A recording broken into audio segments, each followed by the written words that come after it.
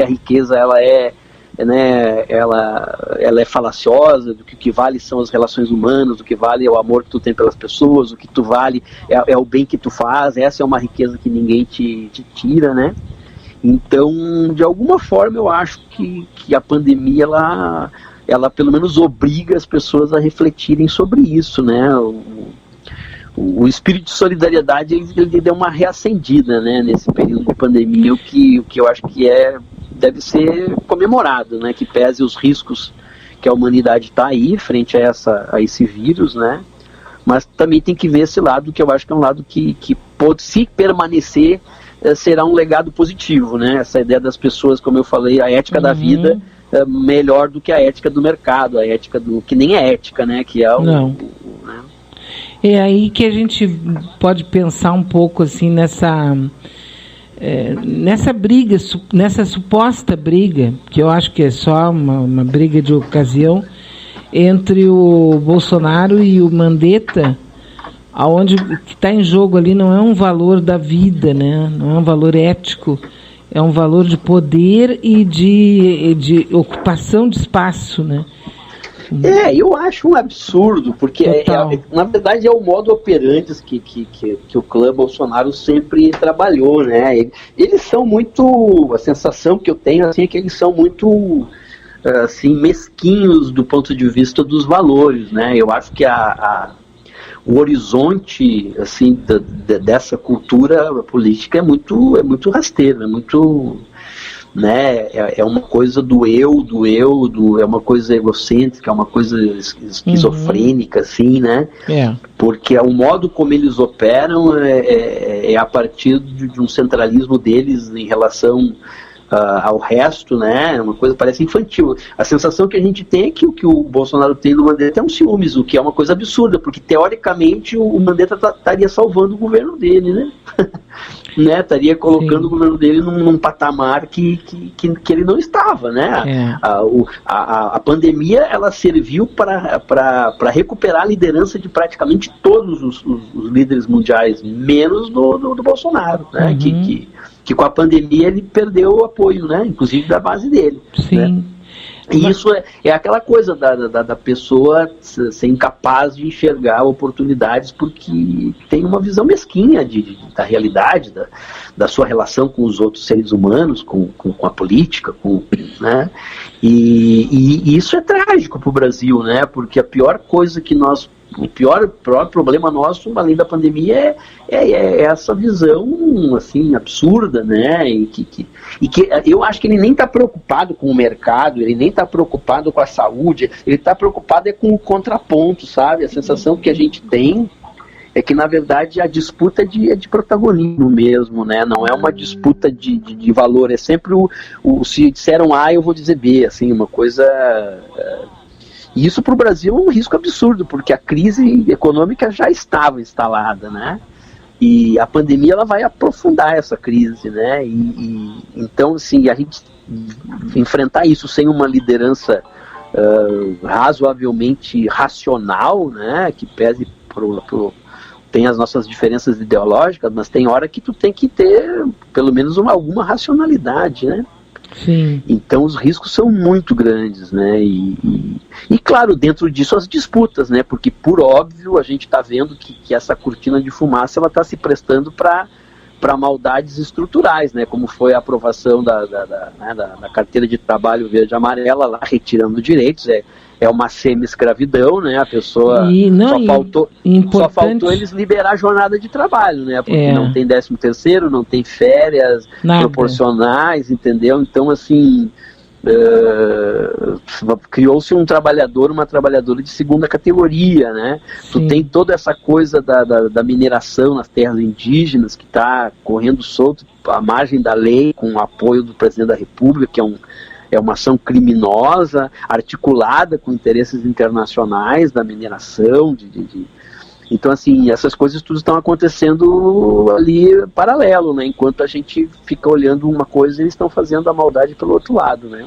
Não, e impressionante é que isso está sendo feito de forma tão sofisticada que não tem nenhum traço de reação. Eu acho porque o embate, e isso eu acho que aconteceu desde 2013 lá, quando eu acho que digamos assim, a sociedade política de esquerda não fez a leitura correta do cenário.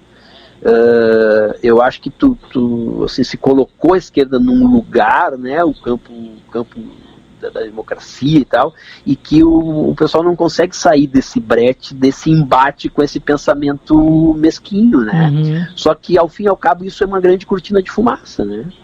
Sim. Porque os verdadeiros interesses econômicos, aprovaram sem resistência a reforma da Previdência, a reforma trabalhista, a emenda constitucional que congela investimentos na área social, estão acabando com o IBAMA, assim, e isso tudo está acontecendo e a gente não consegue botar isso como a pauta prioritária da sociedade, porque nós estamos discutindo lá as questões de valores e as questões teoricamente secundárias, né? Então eu acho que isso é aquela coisa, tu até pode enxergar, mas tu não consegue reagir, né?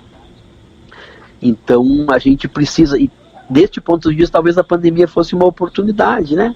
Mas infelizmente não está sendo, né? A gente está vendo, inclusive, uma outra direita ocupando esse espaço de contraposição ao Bolsonaro, né? Exatamente. Tu tá vendo a gente acompanhando, por exemplo, né, o Covas, o prefeito Covas de São Paulo, chamando a sociedade civil paulistana para fazer parcerias, para enfrentar a pandemia e tal. Quer dizer, tu tem uma direita que está se colocando como alternativa ao Bolsonaro, né? Então... ao Bolsonaro. É uma coisa tão dramática isso. É verdade. Não, e eles estão fazendo com competência.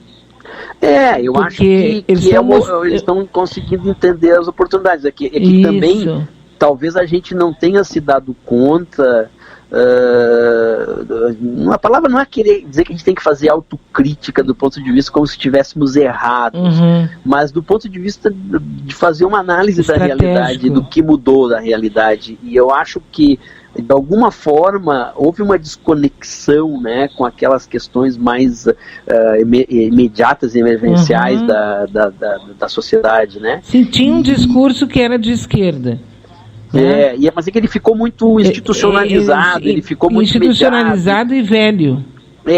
Isso, entende? Era sempre uma mediação, sempre o futuro era amanhã, era para depois. E eu acho que essa coisa do que eu preciso resolver meus problemas agora, que é a emergência, que é o que faz movimento social, né? Quando a gente começou a fazer a luta contra a ditadura, lá no final da década de 70, início de 80, tu discutia as pautas emergenciais, era a caristia, era a comida na mesa, era o salário, era a moradia, era a melhoria no transporte. Tu estava discutindo coisas que tu queria que mudasse no dia seguinte. Sim. Tu não estava discutindo projetos estratégicos que iam se concretizar em 20, 30 anos, né? E eu acho que a gente, ao virar governo, né, como campo político, porque muitos de nós não foram governo, mas como sociedade civil a gente estava dentro da estratégia, né? Ao virar governo, isso virou tudo mediação. Tu aprovou um estatuto da cidade que ia mudar as cidades em 30 anos.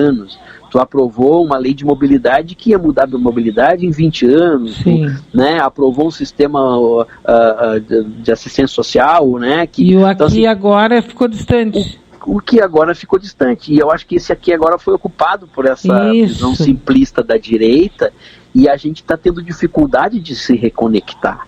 Né? Sabe o que eu tenho dito, Mauri? Eu comento sempre e digo que se perdeu o discurso. Eu acho que muito baseado, né? Mas assim, porque esse aqui agora, o transporte coletivo, a questão do saneamento básico, um caso assim bem típico que a gente pode pegar de Porto Alegre.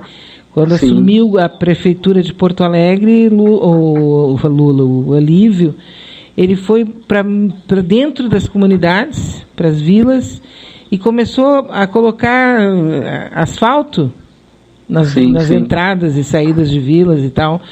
Pra gente aqui, olhando da cidade, tá querendo fazer gado, tá querendo ganhar, ganhar. Só porque quem tá lá dentro, quem sofre o barral, quem sofre a falta de saneamento, para aquelas pessoas, aquilo era essencial, fundamental. E fez isso com participação popular. Com participação popular, orçamento participativo. E depois... A comunidade decidindo o que é que faz e não faz, né? Então... Mas então é isso. Tá morto quem peleia, né? Mas sabe que tu falou uma coisa, desculpa, Maurício, só uma última questão. Sim. Tu falou uma coisa sobre a mudança do clima lá do Nordeste para cá, a seca aqui e tal. Aí tem uma outra questão que é da tua área, né? É a questão das pessoas entenderem o chamado aquele rio que nós temos aqui em cima, que vem lá da Amazônia, né? Sim, os rios aéreos. Isso, os rios aéreos. É um assunto que eu acho que a gente poderia explorar em algum outro momento. Claro, para as pessoas poderem entender a diferença. Sim. Parece tão distante, eu não tenho nada a ver com a Amazônia, eu moro aqui no sul da América do Sul. Sim, não, mas tem tudo, a lógica da questão ambiental é que é tudo a mesma coisa, né?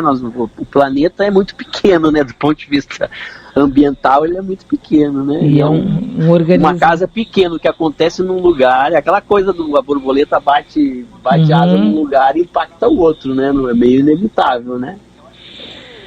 Muito bom, vamos conversar outras vezes, então por favor, tá bom? Um abraço, obrigada. Um abraço, tchau. Tchau.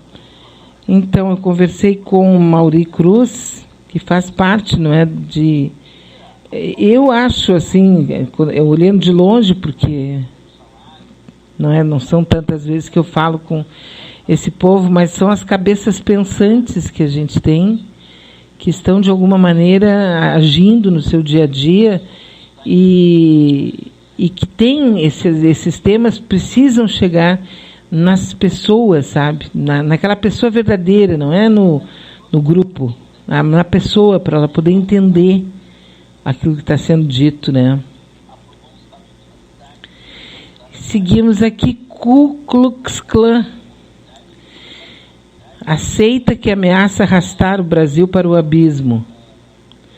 Bolsonaristas com ideias para a sociedade violentas, autoritárias, sem empatia, anti-intelectuais e pseudo-religiosas. Muito sério, né?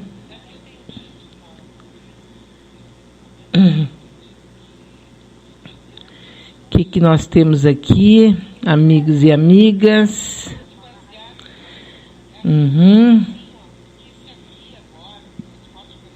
Olha só que tria aqui, ó.